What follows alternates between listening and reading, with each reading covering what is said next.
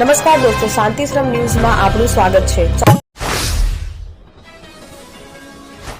મુખ્યમંત્રી ભૂપેન્દ્રભાઈ પટેલના વરદ હસ્તે 24 જુલાઈ 2025ના રોજ બનાસકાંઠાના સીમાવર્તી સુઈગામ નડાબેટ ખાતેથી ₹358.37 કરોડના વિવિધ વિકાસ કાર્યોનું ખાતમુહૂર્ત તથા લોકાર્પણ કરાશે, જેમાં 302.69 કરોડના વિવિધ કાર્યોનું ખાતમુહૂર્ત તથા 55.68 કરોડના કાર્યોનું લોકાર્પણ કરાશે।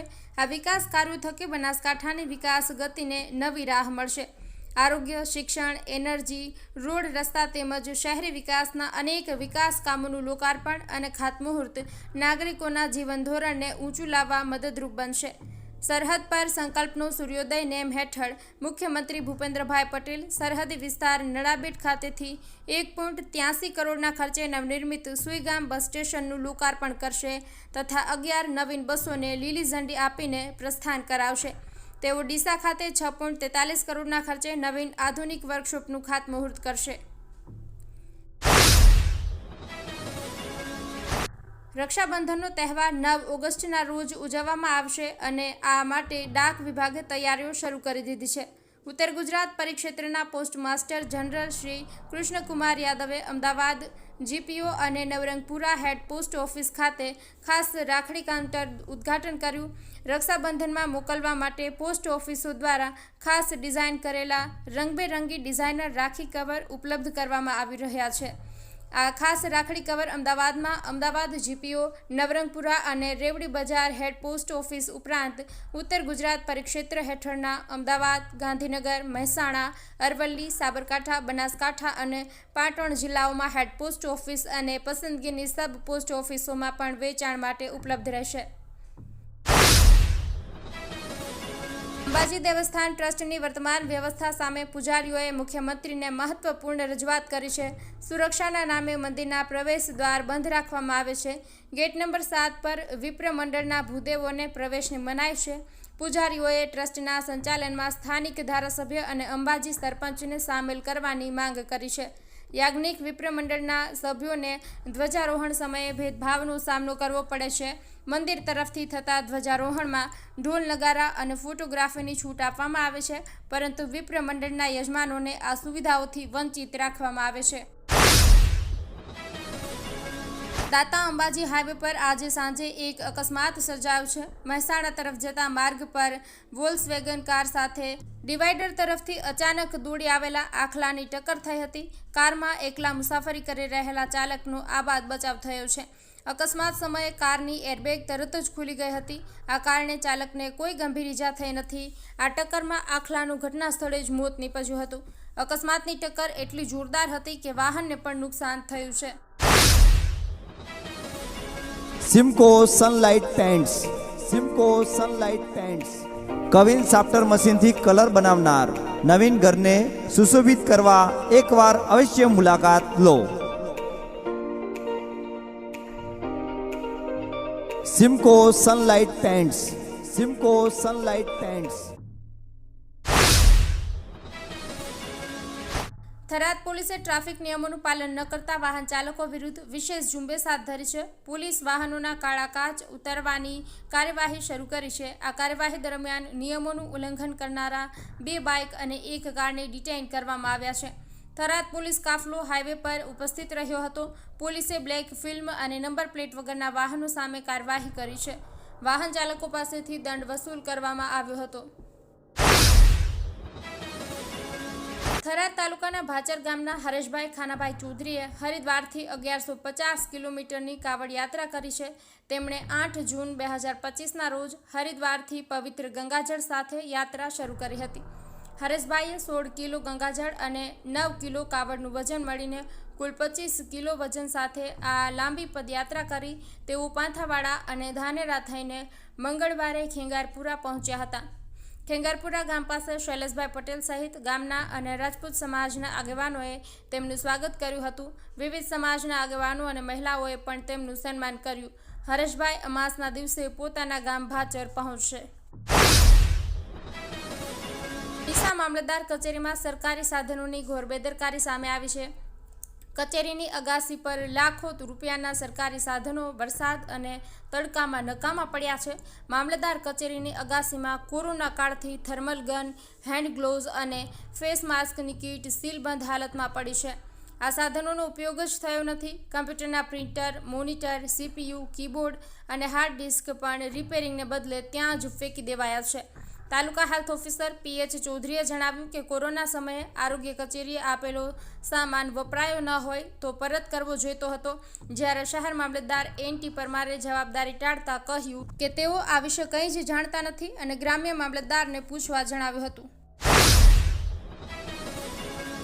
પાટણ શહેરમાં દર વર્ષની જેમ આ વર્ષે પણ સમસ્ત દેવી પૂજક સમાજ દ્વારા અષાઢ વદ 14ના દિવસને દિવાસાના દિવસ તરીકે ઉજવવામાં આવ્યો હતો. આ પ્રસંગે સમગ્ર દેશ અને ગુજરાતભરમાંથી હજારોની સંખ્યામાં દેવી પૂજક સમાજના લોકોએ શહેરના હડકમાય મંદિર પાસે આવેલા દેવી પૂજક સમાજની સ્મશાન ભૂમિમાં અને પીતાંબર તળાવ પાસે આવેલા સ્મશાન ભૂમિમાં પોતાના સ્વર્ગસ્થ સ્વજનોને શ્રદ્ધાંજલિ અર્પી હતી. ત્યારે સ્મશાન ભૂમિમાં મહિલાઓએ પોતાના સ્વજનોને યાદ કરી હૈયાફાટ રુદન કરી અશ્રુભીની શ્રદ્ધાંજલિ આપતા સમગ્ર વાતાવરણમાં ગમગીની ફેલાઈ જવા પામી હતી.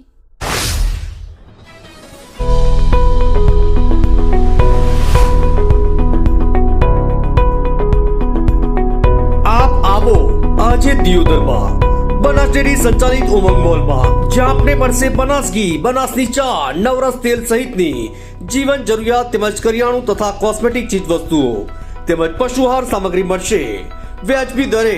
આજે સંપર્ક કરો ઉમંગ મોલ, ખીમાળા બાબર હાઈવે, તિરુપતિ સોસાયટીની સામે, બ્રિજના છેડે.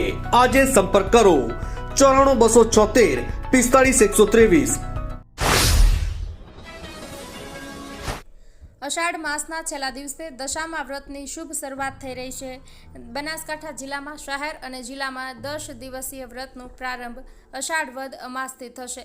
આ વ્રત દરમિયાન મહિલાઓ અને કેટલાક પુરુષો માતાજીની આરાધના કરે છે. વ્રતની તૈયારીઓના ભાગરૂપે ડીસા, ભીલડી, દિયોદર, ભાભર, પાલનપુર સહિત બજારોમાં સવારથી જ ભક્તોની ભીડ જામી હતી.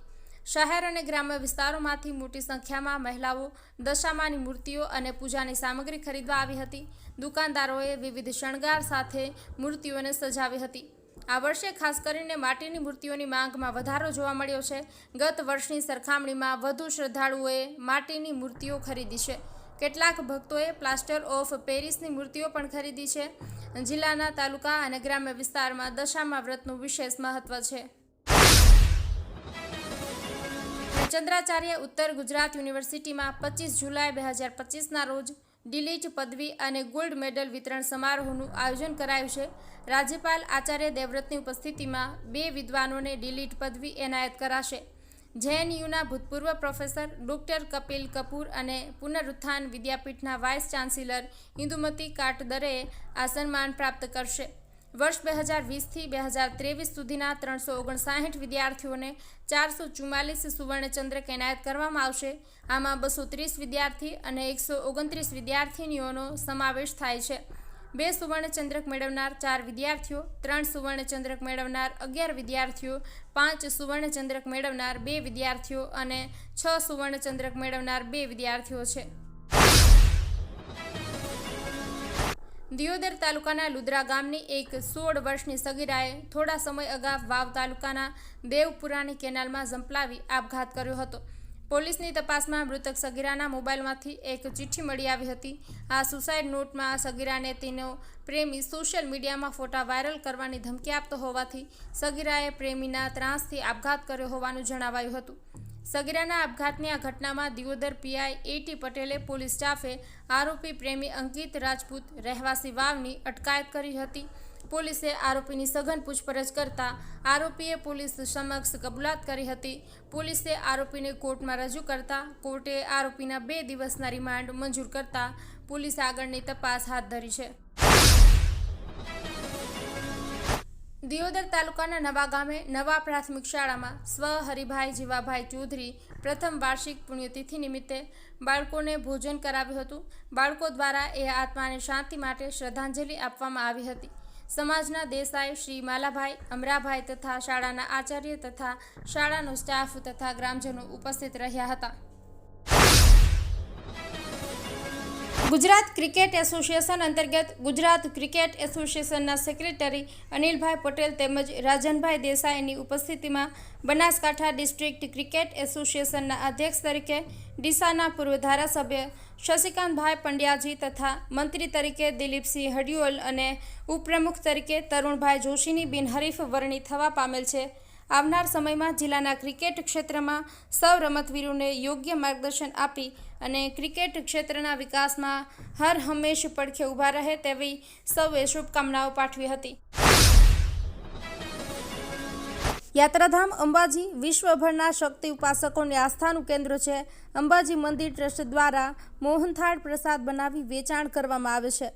વર્ષ દરમિયાન લગભગ 1,25,00,000 જેટલા મોહનથાળ પ્રસાદનું વેચાણ કરવામાં આવે છે. મંદિર ટ્રસ્ટ દ્વારા ભાવિકોને આપવામાં આવતા પ્રસાદની ગુણવત્તા અને સ્વચ્છતાને ધ્યાને રાખતા food safety and standard authority of India દ્વારા તમામ માપદંડોને આધારે અંબાજી મંદિરને ઈટ રાઇટ પ્રસાદ પ્રમાણપત્ર એનાયત કરવામાં આવ્યું છે.